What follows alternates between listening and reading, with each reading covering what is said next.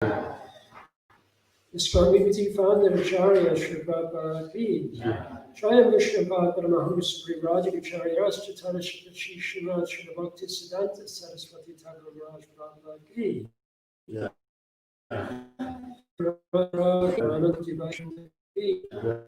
Shri Haridas Thakur Ki.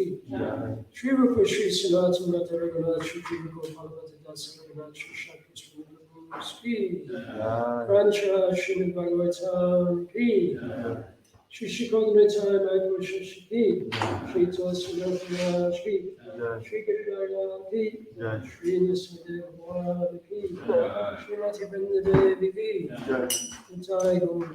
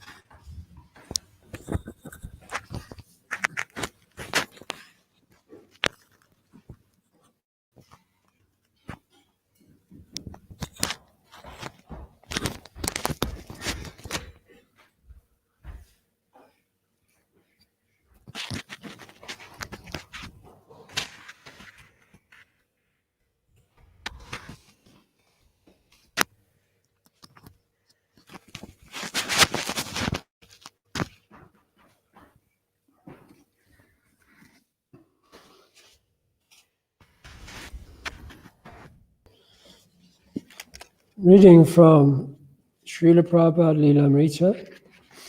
Please distribute books.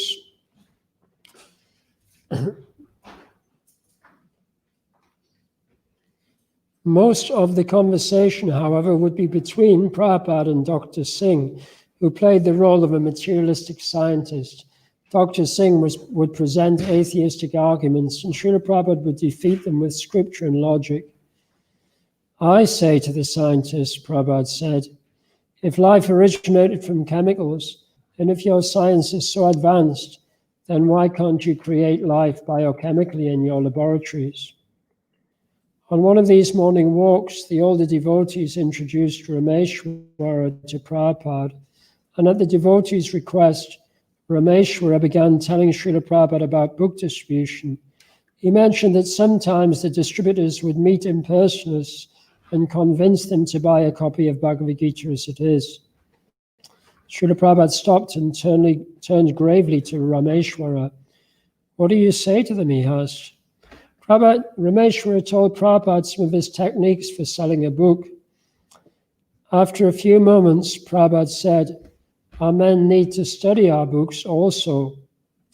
On the morning Tripurari accompanied Prabhupada on his walk, Prabhupada said little as they walked up and down the beach. Only when they were walking back toward the car did one of the devotees mention, Prabhupada, Tripurari is here. Prabhupada turned and smiled. How is the book distribution going, he asked. This was Tripurari's first time to speak directly with his spiritual master, and he wanted to say many things at once. In nervous enthusiasm, he began blurting out his realizations. Prabhupada interrupted, this is the best service for humanity. And he quoted from the Bhagavad Gita, there will never be a devotee more dear to me than he who preaches this message. With the exception of Rameshwara's and Tripurari's brief encounters with Prabhupada, none of the book distributors in Los Angeles had any personal exchanges or meeting with their spiritual master, but the closeness of their relationship with him was not dependent on physical proximity. Tripurari speaking. My association with Srila Prabhupada was always more or less in separation and in the field. While many of the older devotees were trained personally by Prabhupada, I never got that training. I was trained by Srila Prabhupada more from within my own heart. I think that's the case with all of our book distributors.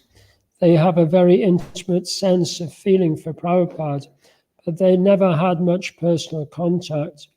Their intimacy and real sense of knowing Prabhupada very closely was because of that service which Prabhupada said was his life and soul, seeing that the books went out. Srila Prabhupada ki. Srila Prabhupada's transcendental book distribution ki. Shri Shri Kodinatai Maipur Shashi ki. Shri Tulsinath Maharaj ki. Shri Giridhari Lal ki. Shri Nrsimhadev Bhagavan ki. Nitai Gaura Premanandi.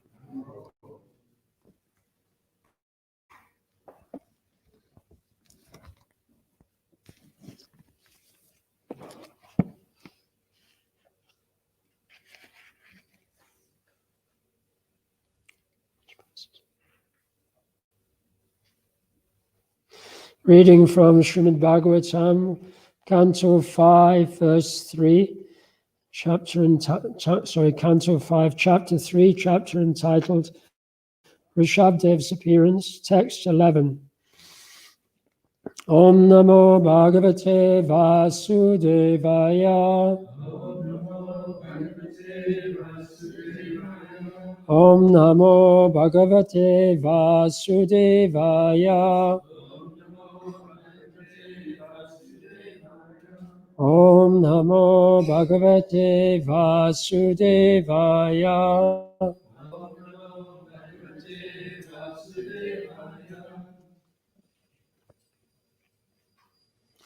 Asanga Nishita Jnanala Viduta Sheshamalanam Bhavat Swabhavanam Atmaramanam Muninam Anavarata Parigunita Gunagana Paramamangalayana Gunagana Katonosi. Please repeat. Asanga by detachment. Nishita strengthened. Jnana of knowledge. Anala by the fire. Viduta removed. Ashesha unlimited. Malanam whose dirty things. Bhavat Swabhavanam who have attained your qualities. Atma Aramanam who are self-satisfied. Muninam of great sages. Anavarata incessantly. Parigunita recounted. Gunagana, O Lord, whose spiritual qualities. Paramamangala, supreme bliss. Ayana, produces. Gunagana Katana, he, the chanting of whose attributes. Vasi, you are. Translation. Dear Lord, all the great sages who are thoughtful and saintly persons incessantly recount your spiritual qualities. These sages have already burned up all the unlimited dirty things and, by the fire of knowledge, strengthened their detachment from the material world. Thus they have attained your qualities and are self-satisfied. Yet even for those who feel spiritual bliss in chanting your attributes, your personal presence is very rare. Please repeat. Dear Lord, all the great sages who are thoughtful and saintly persons incessantly recount your spiritual qualities. These sages have already burned up all the unlimited dirty things, and by the fire of knowledge, strengthened their detachment from the material world. Thus they have attained your qualities and are self-satisfied. Yet even for those who feel spiritual bliss in chanting your attributes, your personal presence is very rare. Purport by Srila Prabhupada Ki. The priests in Maharaj Nabi's sacrificial arena appreciated the personal presence of the Supreme Lord Vishnu, and they considered themselves very much obliged. The Lord's appearance is rare even for great saintly persons who have become completely detached from this material world and whose hearts are clean due to constantly chanting the glories of the Lord. Such people are satisfied by chanting the transcendental qualities of the Lord. The Lord's personal presence is not actually required. The priests are pointing out that the Lord's personal presence is very rare, even for such elevated sages, but that he was so kind to them that now he was personally present. Therefore, the priests were very much obliged. Om Jnana Timirandasya Gyananjana Shalakaya Chakshurun Militam Yena Tasmai Shri Gurave Namaha Shri Chaitanya Manobishkam Shtapitam Yena Bhutale Swayam Rupakatamayam Dadati Swapatantikam Andeham Shri Guru Shri Utapadakamalam Shri Gurun Vaishnavam Shcha Shri Rupam Sagojatam Sahagana Raganatam Vitam Tam Sujivam Sadvaitam Savadutam Prijana Saitam Krishna Chaitanya Devam Shri Radha Krishna Padan Sahagana Lalita Shri Vishakan Vitam Shah Vanshakapatarubhyascha Kripasindhayavacha Patitanam Bhavanebhyo Vaishnavebhyo Namo Namaha Jaya Shri Krishna Chaitanya Prabhu Nityananda Shri Advaita Gadadhara Shiva Sadi Gaura Bhaktivinoda Hare Krishna, Krishna Krishna, Hare Hare, Hare Rama, Rama Rama, Hare Hare.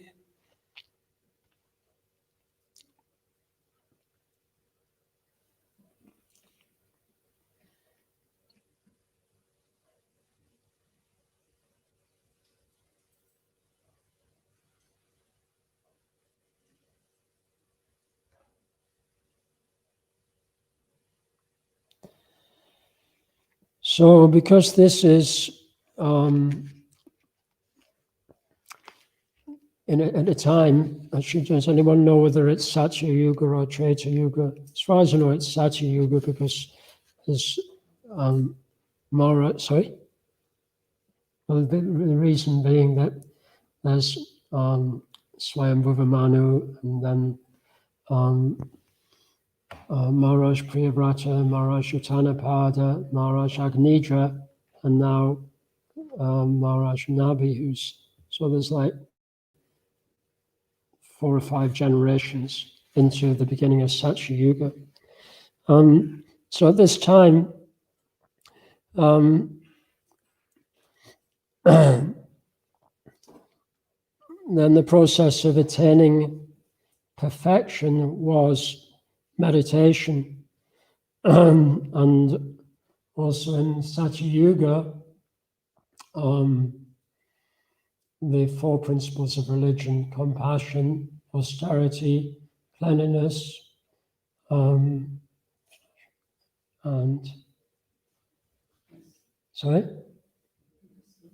mercy. No, it's compassion.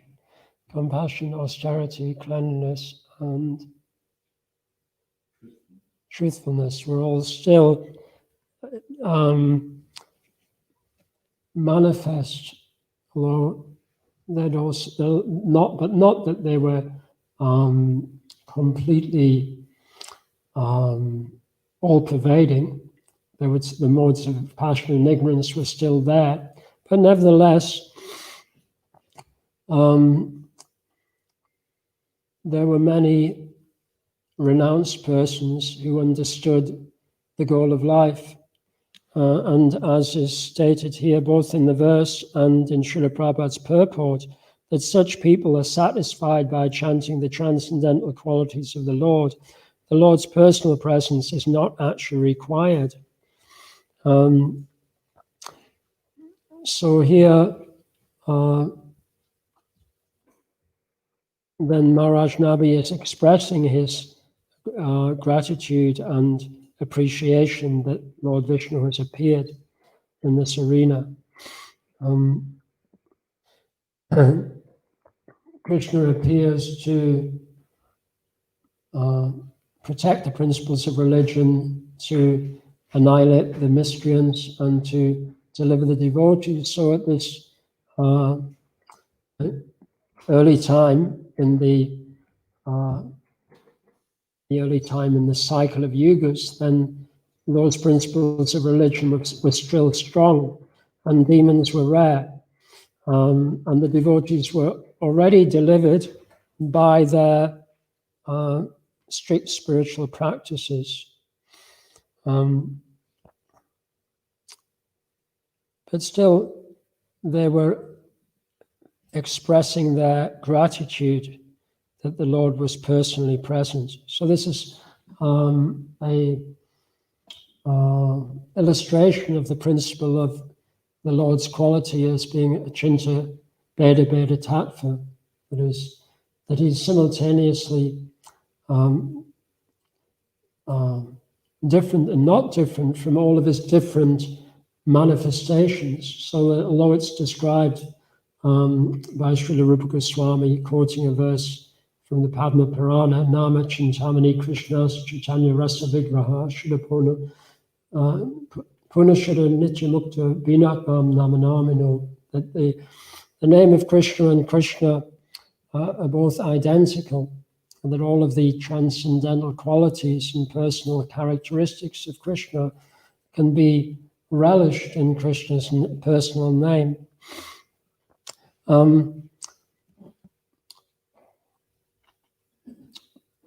So, as we understand from many of Srila Prabhupada's purports and the teachings of the Acharyas, then the Lord also appears personally to associate with his devotees, and he appears to congratulate his devotees and to encourage them. And that actually there's a question by Maharaj Parikshit to Shukadev Goswami, which appears towards the end of the 10th canto of Srimad Bhagavatam. It's in the beginning of the chapter, Prayers by the Personified Vedas. And there, Maharaj Parikshit asks, how is it possible that the Supreme Lord, who is inconceivable and beyond the purview of the material senses, how is it possible that he can be described by sound vibrations which are material?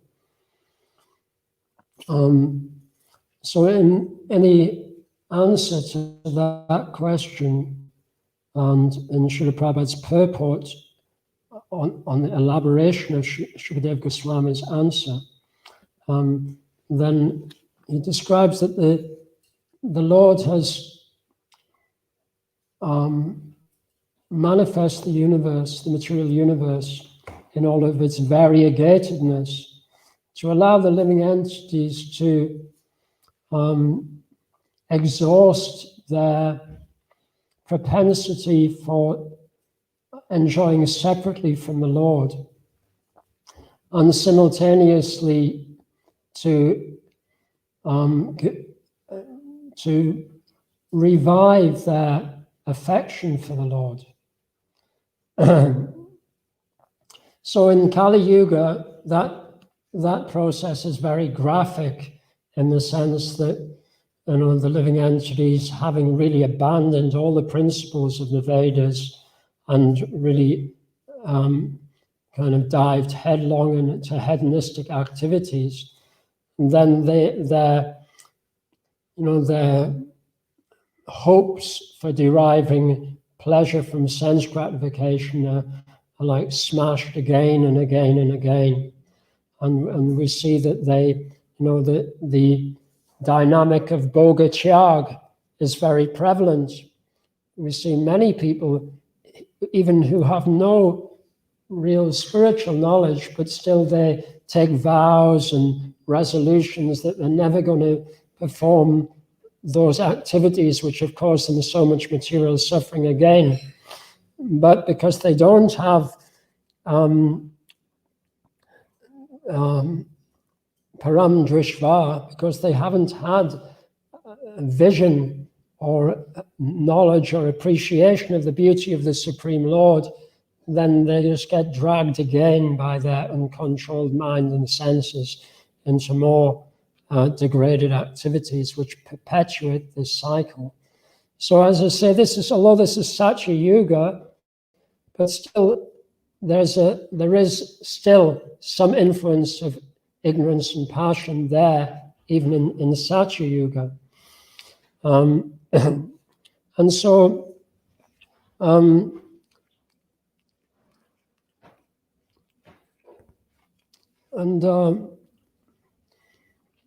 one of the very subtle manifestations of the mode of ignorance is to look for comfort in every situation, to look for an easy way or an easier way, if possible, to achieve one's goal. Actually, this is a function of material intelligence. It's not like, in one sense, it's not a reprehensible tendency to want to find a simple or easy way, but we confuse simplicity with ease-loving. So the Lord actually appears in all of his magnificent attributes, qualities, pastimes, and forms to rekindle the attraction of devotees who are struggling with these subtle temptations of the material ego and the finer levels of subtle sense gratification. And if great sages like Maharaj Nabi and the other great sages at the beginning of Satya Yuga were like appreciating how the Lord's form was like a manifestation of the Lord's mercy, even though they were experiencing bliss from chanting the holy names, then we should take every opportunity to nourish our intelligence and nourish our desire for variegated sense gratification by absorbing all of our senses with the different attributes of the Lord's names, forms, qualities, and pastimes, as exemplified in the verses that describe Maharaj Ambarish's engagement of all of his senses in meditating on the Supreme Lord. Can anyone remember any of those aspects in which Maharaj Ambarish engaged all of his senses in meditating on the Supreme Lord? Dr. Go to the temple? Yeah, what did he use to go to the temple? His legs. Yeah. He may have used his arm. He may have used other parts of his body as well. Sorry? Yeah, that's right. It was head, as far as I know, yeah. He used his head to bow down before the deity. Srila Prabhupada was very, very keen, very happy and keen on this one. Bow down. He was very enthusiastically instructed the devotees, like, use your head to bow down.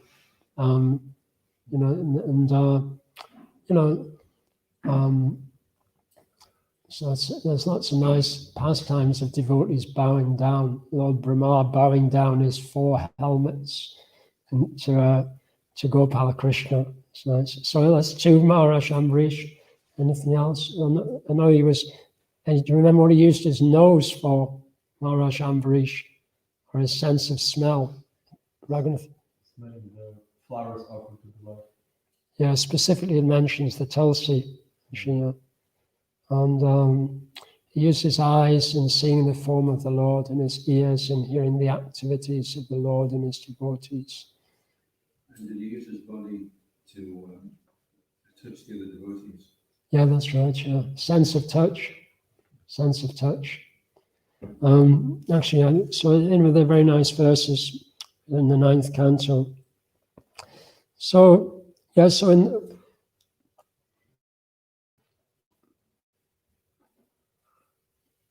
it's like, I say, it's in Chintabeda Devata Tattva that although our acharyas do say that all of the name of Krishna and the form of Krishna are non-different, but still they say from the name is manifest the form, and then is manifest the qualities, and then is manifest the pastimes. And it's then it's the prerogative of the Lord to manifest in the way which will actually enliven the devotees, just as when Krishna is perceived by the different members of the audience at the wrestling match arranged by King Kamsa. So different devotees saw Krishna in different ways, and those, whichever way they saw Krishna, that was the way in which, at their level of realization, that was the way in which it would most kind of suit their situation. So this is the Lord's prerogative to manifest in whatever way he chooses, but nevertheless the acharyas try to analyze it in a particular way. It's interesting.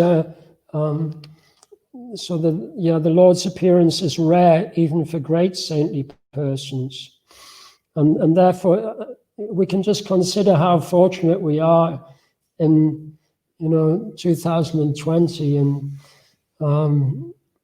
planet Earth, that even in the midst of mass degradation and mass karmic reaction to the results of that degradation, still we can see the Lord's form in the temple every day, and then we can see the Lord's form in all of the temples around the world through the internet, and we can chant the Lord's names with the devotees. We can engage all of our senses. We can engage our nose in smelling the Tulsi. We can engage our bodies in embracing the devotees and in tasting the remnants of the food offered to Krishna.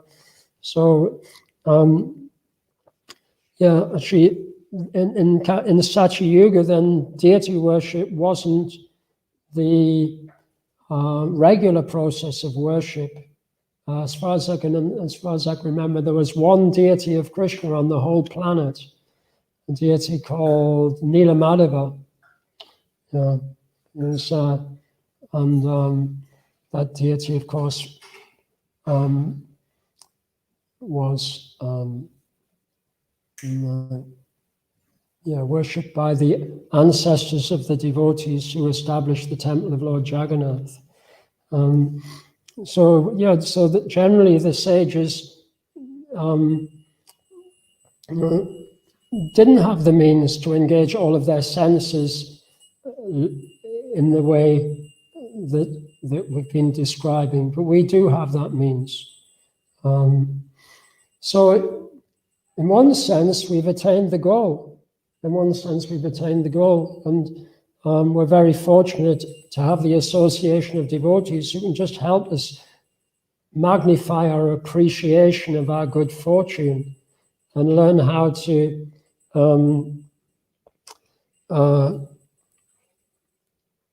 strengthen our detachment from the material world.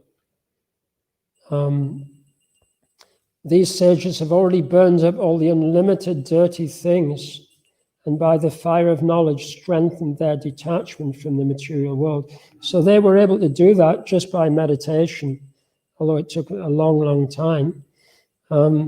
So we can do that by good association, by serving the Vaishnavas. And it's the mercy of the advanced Vaishnavas in Kali Yuga that they create services for us which engage all of our senses in remembering the form and names of the Lord. So whenever we receive an instruction from a devotee, then we can appreciate that this devotee is trying to engage us in such a way that we remember Krishna. So even if the actual external activities that we're performing, we may not be able to perform them perhaps to our own expectations or to the expectations of the devotees who we're trying to serve at that time. But if we can, appreciate the instruction, that I'm very fortunate to receive an instruction from a devotee who's trying to help me to increase my meditation on the Lord. Because that devotee is doing so because he's learned that message from his spiritual master and from Srila Prabhupada and from our acharyas.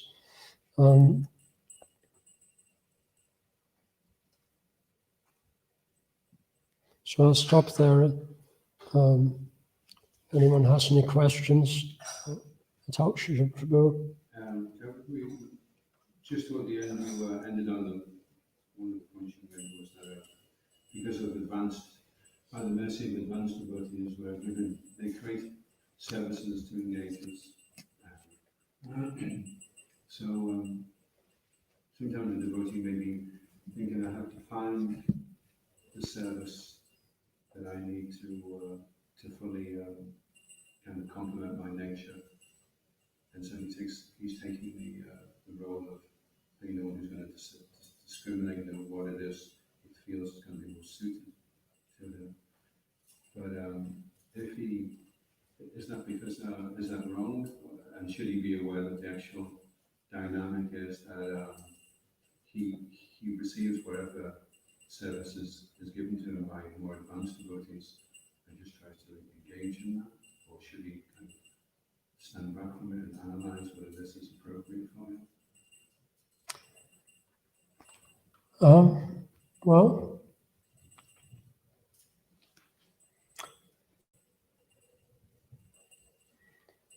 in the relationship between the teacher and the student, there has to be give and take on both sides. So that the teacher has to appreciate that the student may have fears and anxieties and expectations. But if the student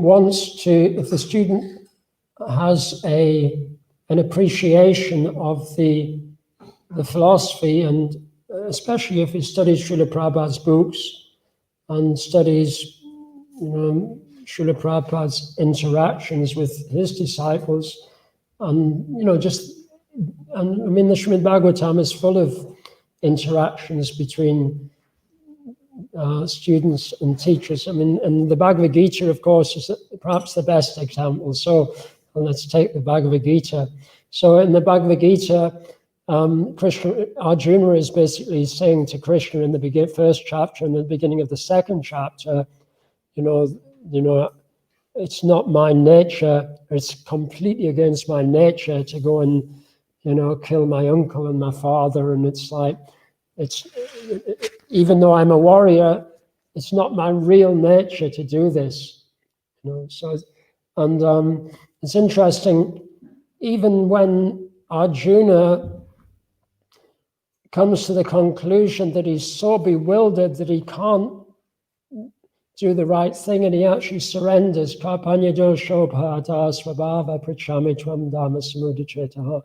Now I'm confused about my duty and have lost all composure because of miserly weakness. Even though he says that and he appears to have surrendered to Krishna at that time, but actually in the next verse he says, I can find no means to drive away the rich grief which is drying up my senses. I will not be able to dispel it.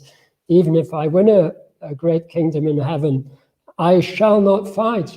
So although he's apparently surrendered to Krishna, because of like his, it's not really his conditioning of Arjuna, but this is the lesson that we'll learn from it, that because of his condition, because he's, because of his conditioning, then even though he expresses his desire to serve his teacher unconditionally, still his conditioning doesn't allow him to do so immediately.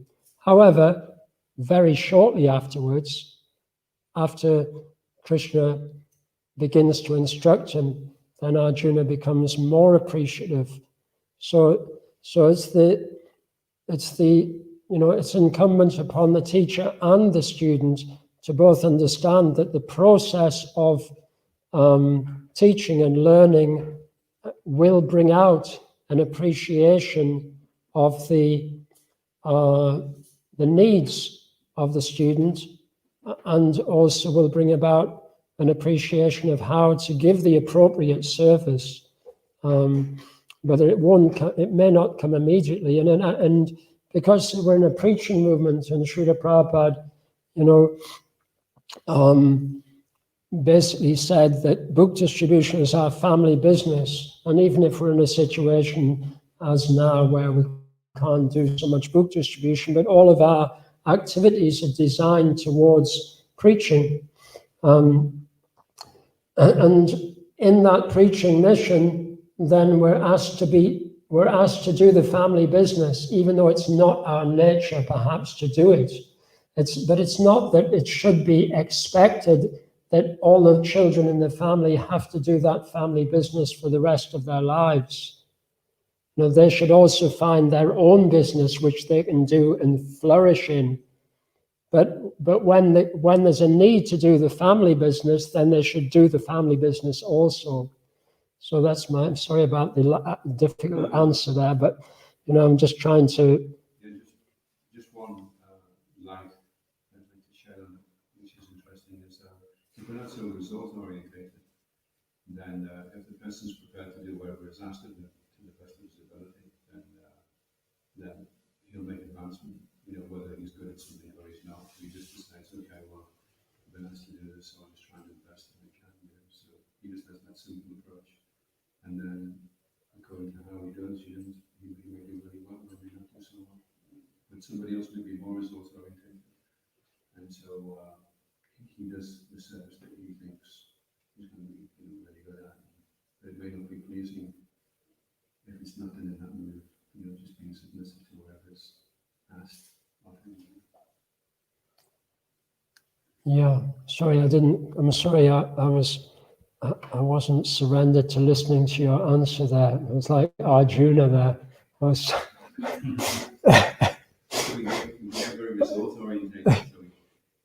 Who's result oriented? The student or the teacher? Anyone, it can be a distraction for the teacher and for the student, where the real dynamic is that the student is prepared to submit himself.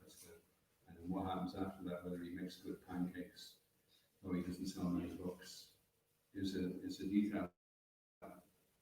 And he's just prepared to submit himself. What do you want me to do? I want to do some pancakes. Okay.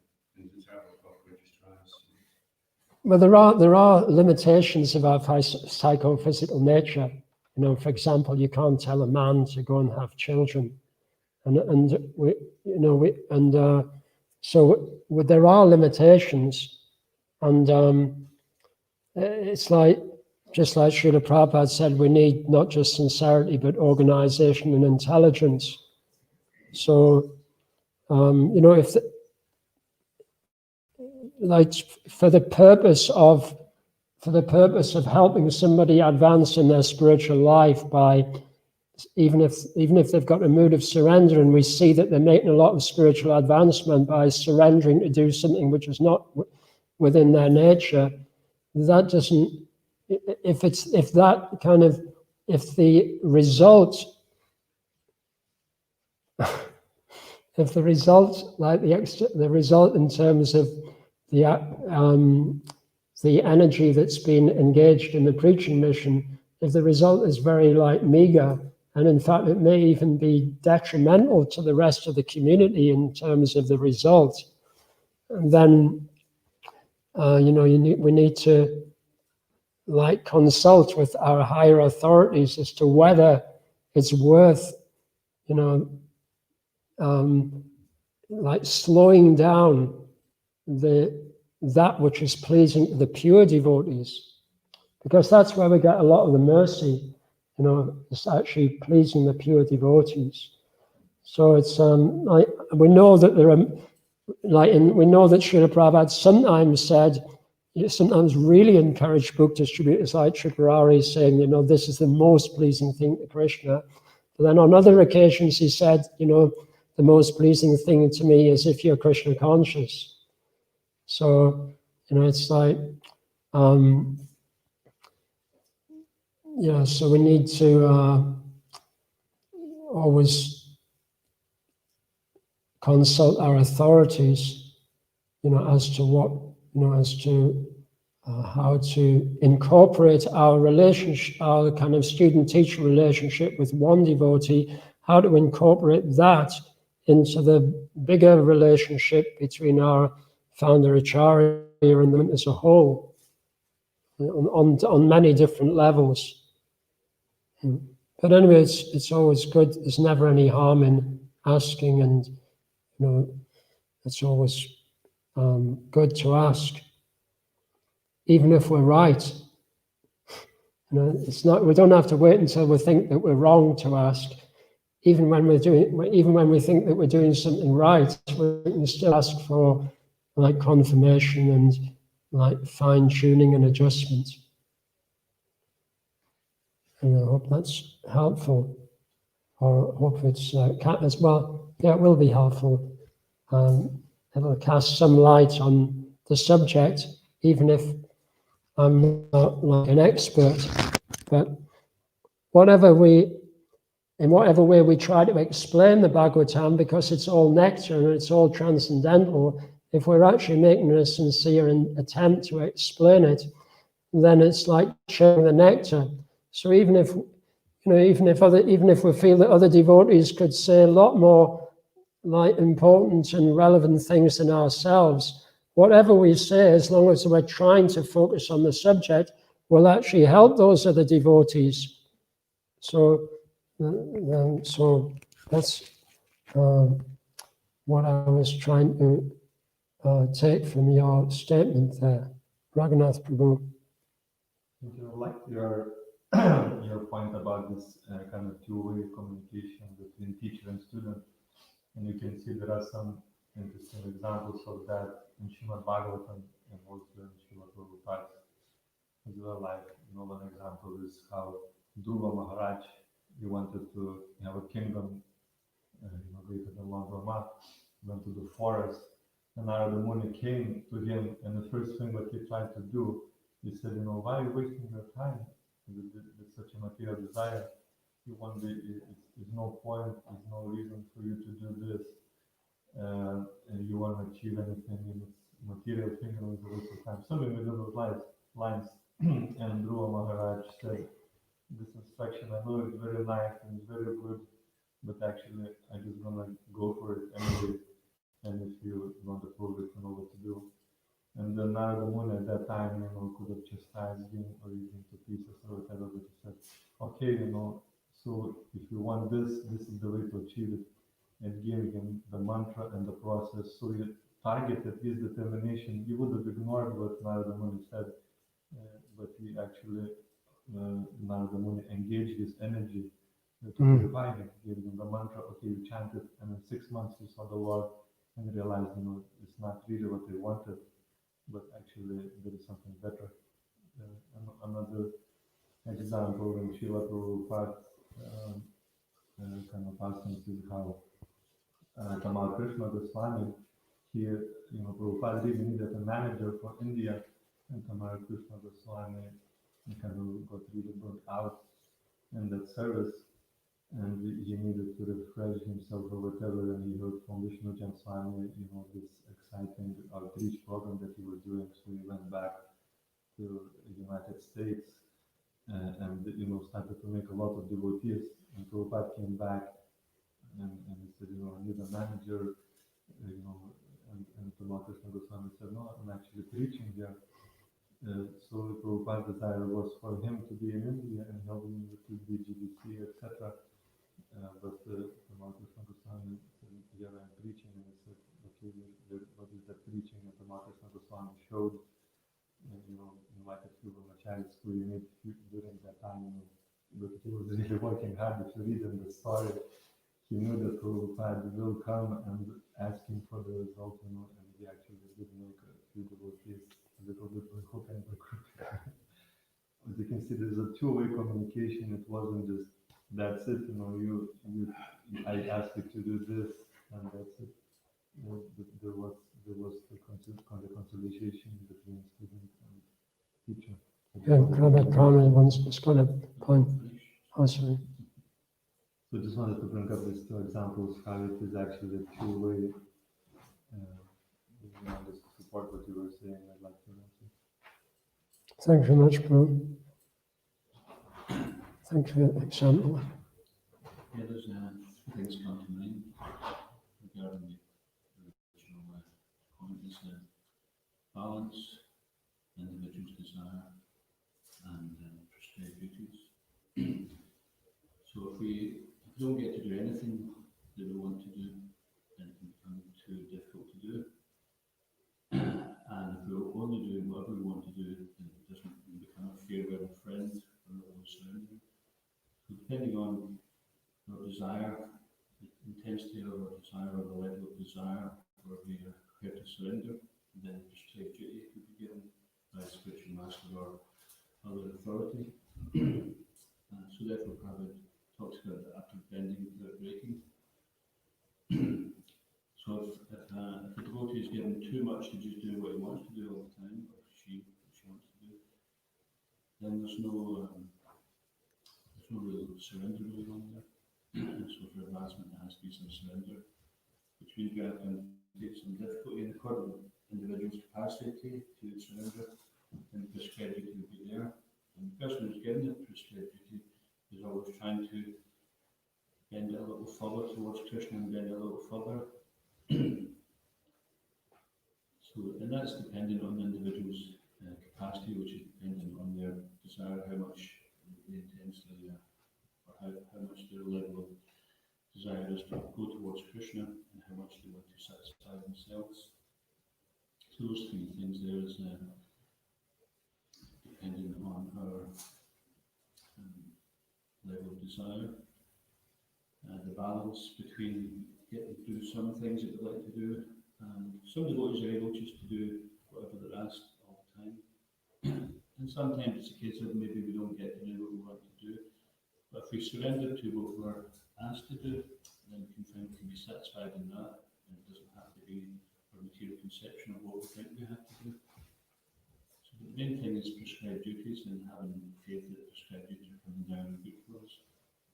Sometimes it may appear not, but we have to see the longer term picture as well. Somebody who's usually given the prescribed duties, the spiritual master may say to somebody that you should get, like the examples Prabhupada gave initiation to two sannyasis. He said to one of them, you should just travel and preach all over the world, don't stay in one place too long. This is the duty of a sannyasi, and then the next one he said to me, you should remain here and not go anywhere. So the spiritual master, he's able to understand the capacity and the ability and the nature of the individual person. And sometimes even Prabhupada, if we give an instruction and someone found it too difficult, he would change it. Like even for example, sometimes someone became a sannyasi, and then they were struggling with it, and Prabhupada says, well, don't worry, just go back to your wife. The main thing is devotion service. So the spiritual master is always looking what's the best path for this individual, in particular time and circumstances. But if we just do our own thing the whole time, and then it may be difficult to actually categorize it as devotional service. So we can see in the 12th chapter of Bhagavad Gita, Krishna talks about the different levels of how we can approach him. And so spiritual master usually tries to analyze in terms of those things. Thank you very much, Prabhu.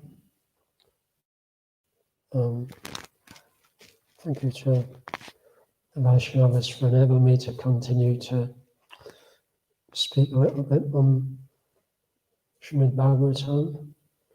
And so, Srila Prabhupada ki, Shri Guru Parampara ki, Granth Srimad Bhagavatam ki, Nitai Gaura Premanandi.